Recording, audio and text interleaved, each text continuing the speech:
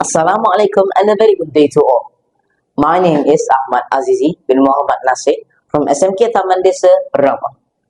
Today, I would like to review a book called Well Done Secret 7 by Ahmad.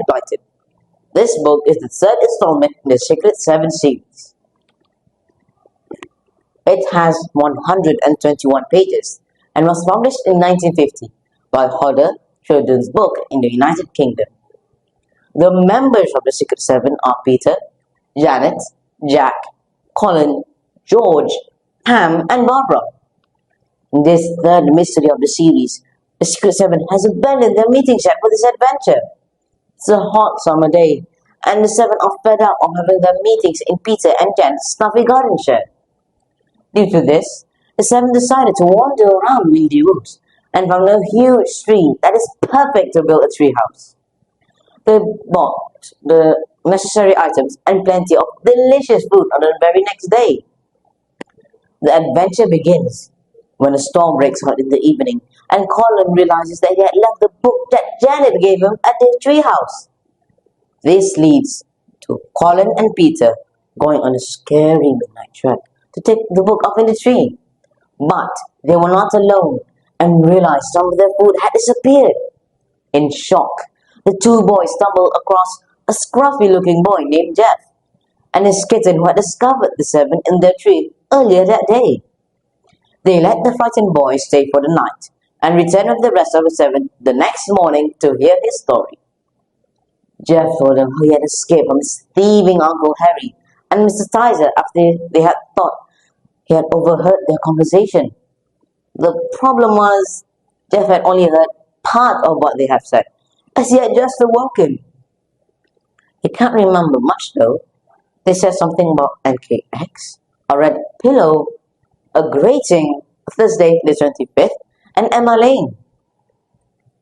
The 7 can make any head or tail from any of this, and Peter told his father was more inclined to think that Jeff was lying. When the 7 returned to the treehouse, Jeff was missing, but has left his kitten and a note saying that Mr. Tizer and his uncle has found him, and his uncles will kill his cat if he doesn't come down from the tree. Janet takes the kitten in and began investigating the strange clues. After Jeff had gone missing, Colin and George decide to meet at Amber Lane, and they misheard each other, thinking that they were saying Emily. This has set them on the track of puzzling out the other clues. That Emma Lane is in fact Amber Lane. Red pillow is a red pillar box opposite of a warehouse with a grate, and MKX is a plate number on a mail van, and the 7 suspects a robbery will be happening very soon. Convinced they are right this time, the 7 decides to tell Peter's dad. To the relief of the 7, he believes them and informs the police. And exciting ends follow on the night of the 25th. The ending of the story is one of the most exciting things that happened. Number 1, where the 7 can view the whole police arrest from a building window in Amber Lane.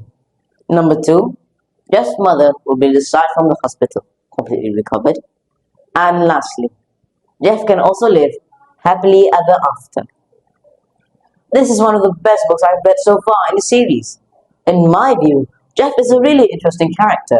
His tales and the clues really add to my nerves and sense of excitement. It is great that the 7 has finally met another kid in their adventures, especially when Peter and Colin stumble across Jeff in the dark. The treehouse meeting was a good idea as well. My only disappointment is at the end of the story. Rather than telling the police about the mystery, I wish that 7 would take things in their own hands and get into a dangerous quest like they usually do. Otherwise, it was a good read. Enid Blyton's writing style is just amazing and unique. I always love reading it. I can't wait to read the 4th edition to the series. I hope you've enjoyed listening to my review.